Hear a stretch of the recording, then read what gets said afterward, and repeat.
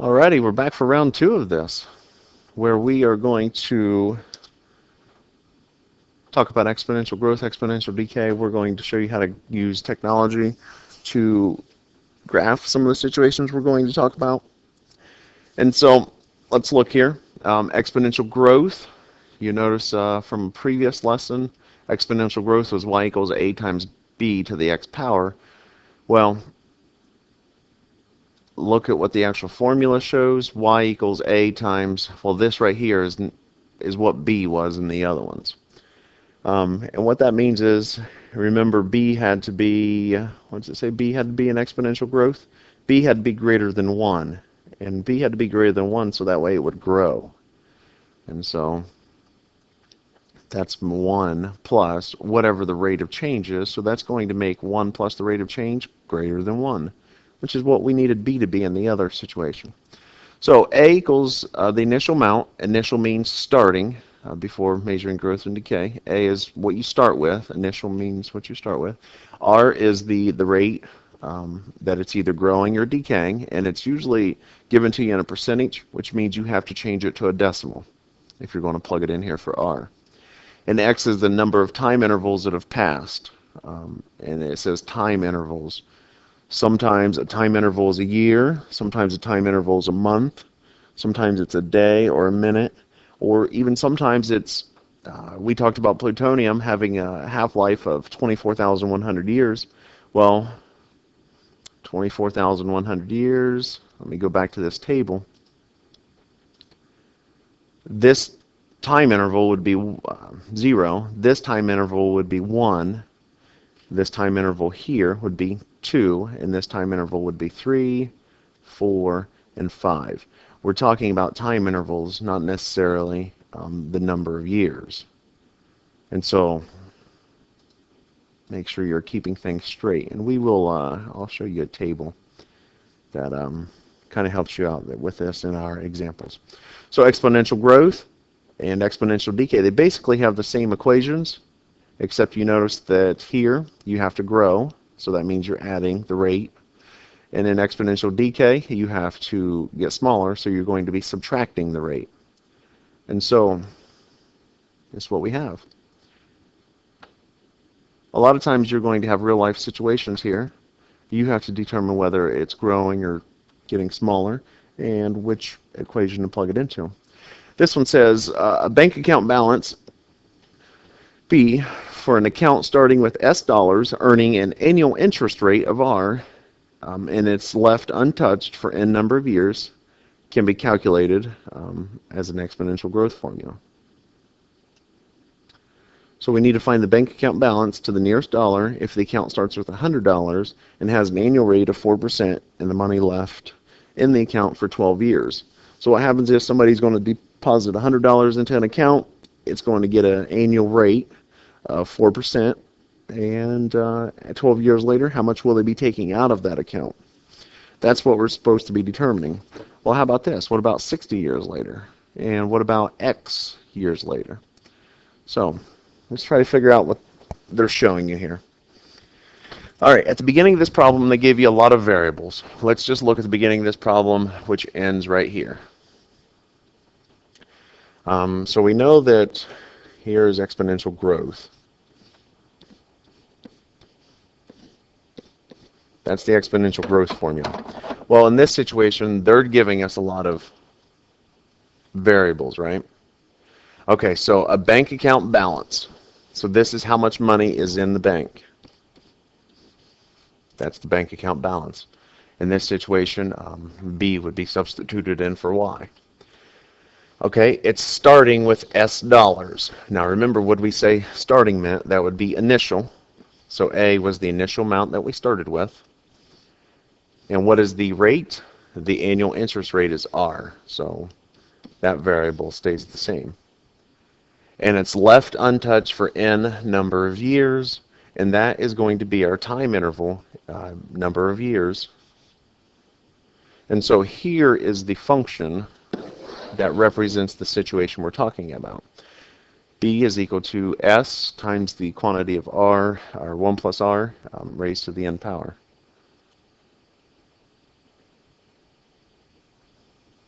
Both this formula and this formula are the same exact ones. It's just the one we just wrote is specific to our problem. Okie dokie, so let's go from here.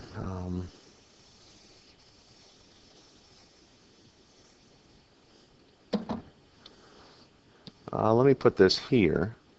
Let me also keep exponential growth here.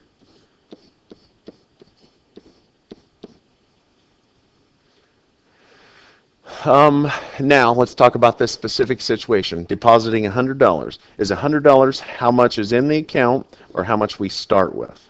$100 is how much we start with. So that's the initial amount. 1 plus, what was the rate?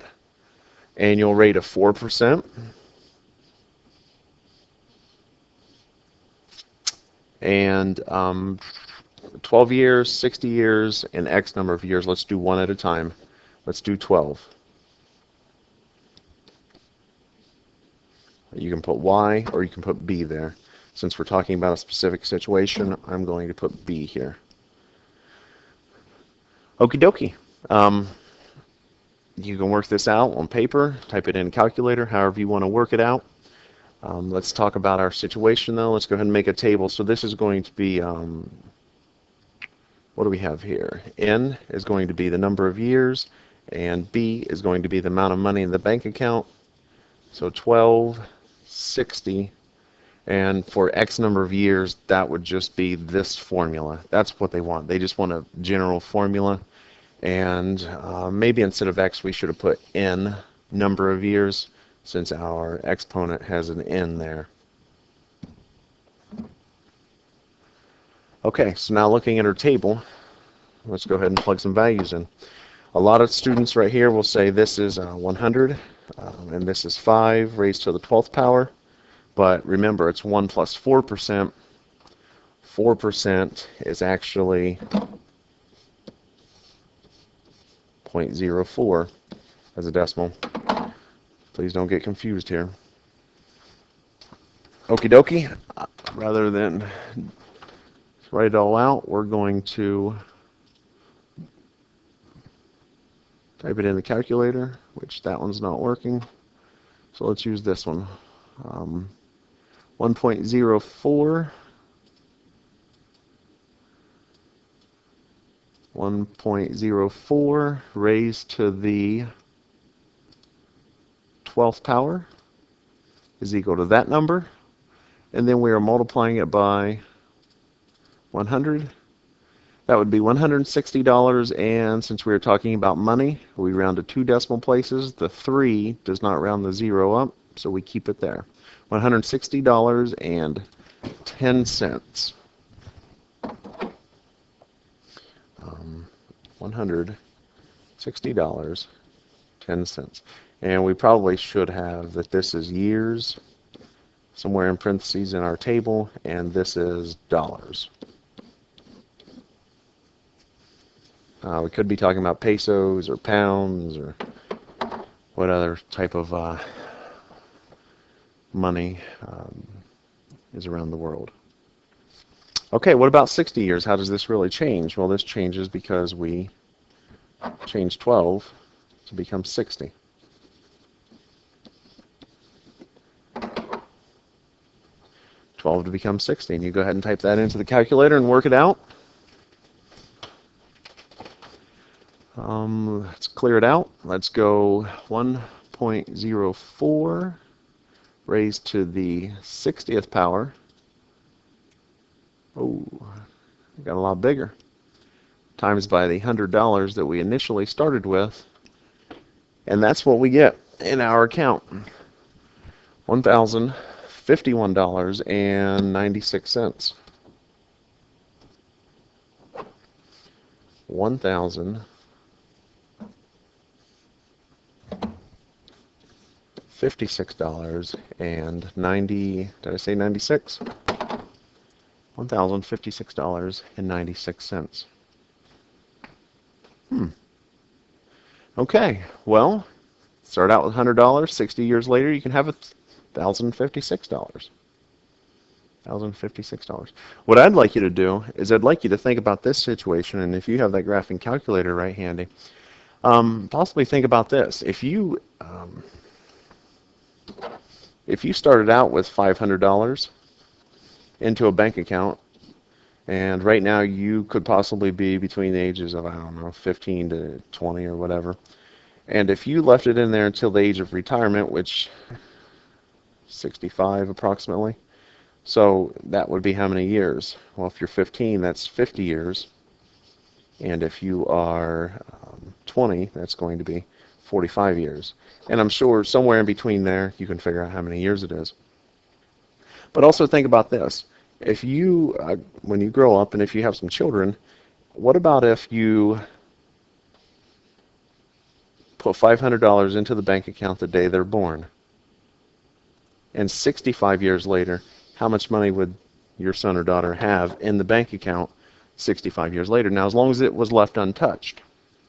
So why don't you go ahead and try one of those situations? See how much, if you put $500 into the account right now for yourself at 65, how much money would be in that bank account for you? Or, and also do 65 years later for your son or daughter. Go ahead and do those calculations and bring me that, and show that to me. I'd like to possibly have a little situation, a little discussion with you about that. And for you to see what $500 starts out with and then what it becomes that many years down the road might be helpful for you to start thinking about those kind of things, because you want to be able to have the money pay for your house so you can have somewhere to live and have some food to eat when you get older, or possibly help your children out when they get older. That's a situation for you to look at. That would be bank accounts deal with exponential growth. Population change deals with exponential growth. And sometimes I guess population change could deal with decay depending on if what's leaving. And I'm not saying population of countries. That's one example. You can talk about population of, clubs, membership, to like if you're the manager of a magazine, and population change would be the subscribers you have, whether it's going up or down. That can be exponentially identified, and you can use that to determine your number of subscribers in the future, to determine whether or not you can stay in business. Okie dokie, we're going to be looking at this situation here where, if you notice, you have this fogging, the stuff coming out of these trucks and out of this airplane here. And this was called DDT. DDT was used in the 50s, 60s, and 70s as a pesticide. And this situation here said that it was these elm trees were infested with cankerworms, and so they smoked the trees with DDT. Cankerworms go away, trees stay alive. Seems like a good thing, right? Well, they also decided to dust this herd of sheep, this flock of sheep, and then they would also do other animals. And you notice down here on the beach, this person at the beach was getting dusted. They just dusted everything with DDT. It seemed like I've seen pictures of kids running through the dust, the DDT spray, and just having fun with it. Made it seem like they're in some sort of smokehouse or something like that. But the thing was, you can read this situation here on your own. Not a good thing. It was banned in 1972. It's suspected to cause cancer in humans, toxic to animals and aquatic life, and if it was toxic to animals and fish, and humans ate that, put more DDT into your body. The half-life of DDT can be 15 or more years, I guess depending on which strand of DDT it is. And the half-life is the amount of time it takes for half of the amount of substance to decay. So let's do an example here that talks about DDT and its half-life. So let's say, for instance, that 100 grams of DDT is what we're dealing with, and we want to know how long until it's not hazardous anymore. Well, is this getting larger or getting smaller? over time? Well, we know that it's getting smaller, so it must be exponential decay. So that means we're going to take a times 1 minus the rate of change, and x will be the number of intervals that we have. So let's look, and we will say that y is equal to, what are we initially starting with? Well, we're starting with 100 grams of DDT, and 1 minus, what is the rate of change over, every time interval? It is going down, well, we're talking half-life, so it's going down 50%. The rate is going down 50%. So let's do some simplifying here. This is going to be 100. We know that 50% is 0.5, and so 1 minus 0.5 is just 0.5. And so then that's the function we'll be using for this situation in particular. So let's go with 0. We know at 0 years we had 100 grams.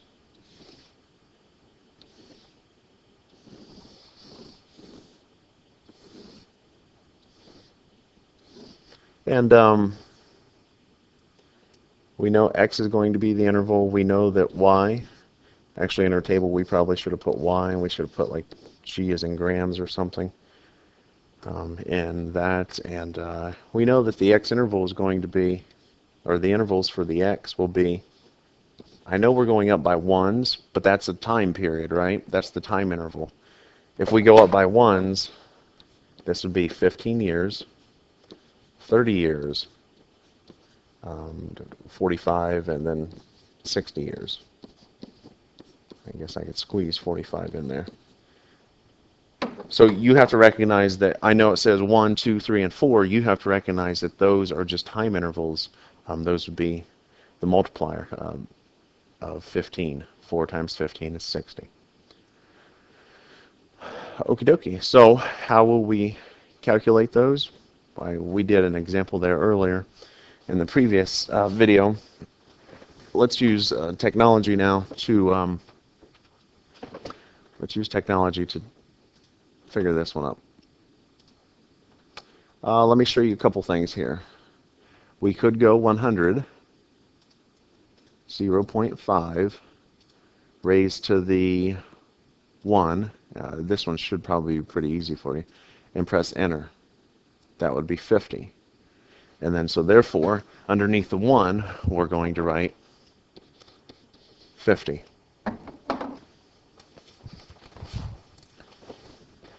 In your graphing calculator, you could press second, enter, which brings up the last entry. The last entry is the thing we typed right here. So instead of a 1, we want to figure out for 2. And we just go over to the 1 and type 2 over top of it. And now it's 25. Okay, and we can keep doing that and keep calculating our values.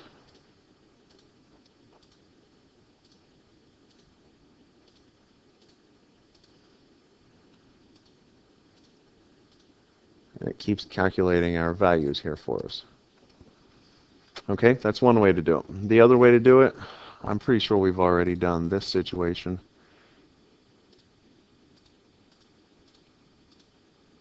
And raise it to the x. Type it into y equals, raise it to the x, and we can look at the table.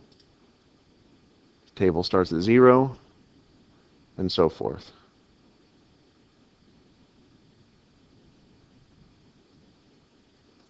$100 grams after 0 years, 50 grams after 1 year, 25 grams after 2 years, 12.5, 6.25, 3.125 after 5 years.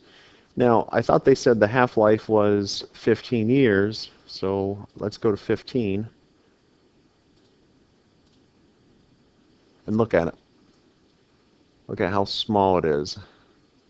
there's a small amount still left in the or still left in whatever it's in. It could be the body, it could be animals, it could be the ground, it could be just in a container. But they say 15 or more years, it's really not hazardous to anything anymore. And so that small amount means it's not hazardous anymore. And let's look at the graph. Graph doesn't show us year 0, does it? And it doesn't show us year 15. This is year 10. So let's change our window. X minimum. We know that this is not going to go below the x-axis because it has an asymptote of y equals 0. The x maximum, it would be nice to see clear up to 100. So I'm going to go above until 125. And x scale, that would be the intervals along the left side. Let's change those to 25. Y minimum, let's go to -5. And remember, we need to get clear up to, like, say, 15. So I'm going to go up to 20. And let's make the intervals along the y-axis to be 5. And you notice how this changes our graph. I think I got some things mixed up there.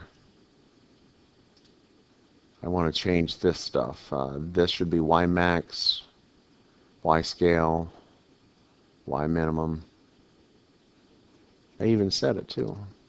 I even said that we know it's not going to go below the x-axis, which the equation is y equals 0.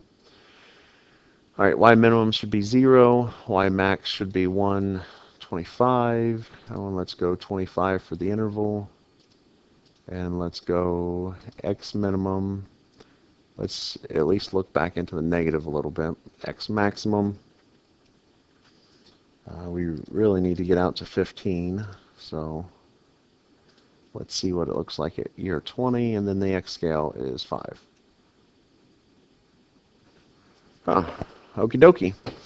Let's look at what some of this is showing us. It's showing us that, let's see, the x scale is 5, 10, 15, and 20. This out here is -5. Remember that this went clear up to 125 up here, and this was at 0 for the y, and each one of these were 25.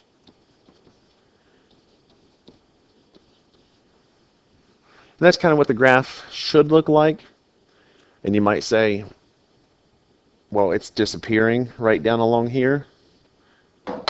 Well, it might be disappearing on this graph because technology, the graphing calculator technology is amazing. It's just not super amazing. We can scroll in and see that closer if you would like. We can see what that's actually doing between the years of 5 and 15. We can make this 5 and this 15.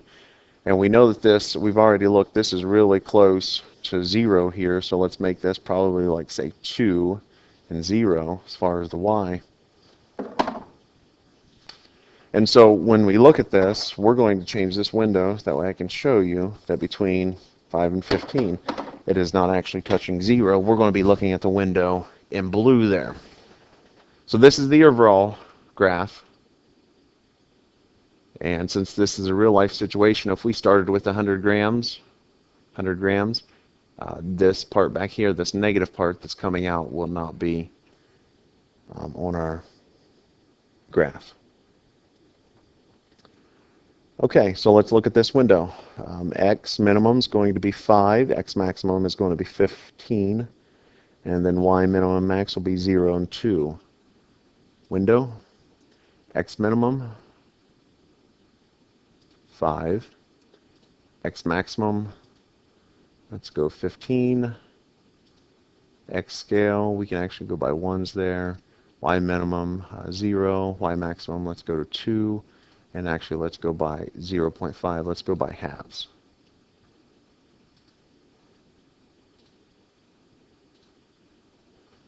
So here's 5, 6, 7, 8, 9, 10. Oh, it's still getting close there, and it's still disappearing. Once again, it's because of technology. So now let's take our graph from positive 10 to 15. X minimum, positive 10 to 15. Y minimum, Y maximum, we're going to have to get a lot closer than what we're doing. So there we go. You're starting to see a little bit better. This was 0, and this was actually a half, 0.5. So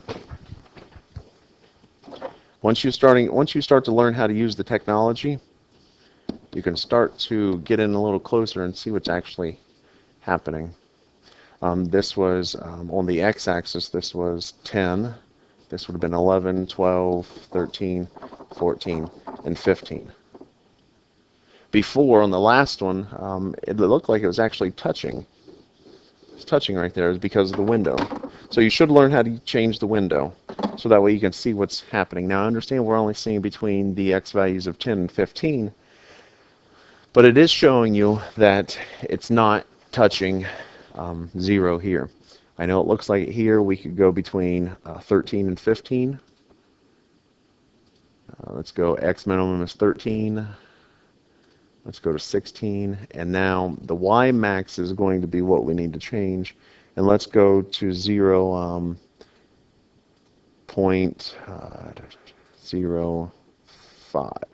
We go to 1 here, I guess. No, well, let's go to 5.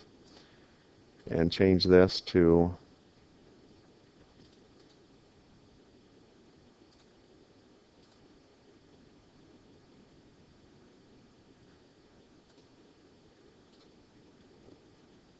13, 14, 15, 16. And each time we zoom in closer, you can start to see some of that gap there. What about if the x maximum is like 18? There we go. We're starting to see it now. 13, 14, 15, 16, 17, 18, and it's getting super close. And this is what technology is. There's a limitation to technology, but there's no limitation to your brain. You know that this is an asymptote of y equals 0. This will never touch y equals 0, which happens to be the x-axis.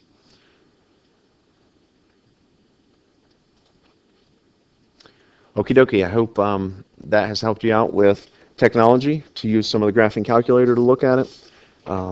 Important things I want you to know is how to change a window, how to press second and graph to look at the table of values, and then also how to use the entry to quickly change, just so you don't have to retype everything and possibly type something in incorrectly. So there you go, exponential graphs with technology and without technology.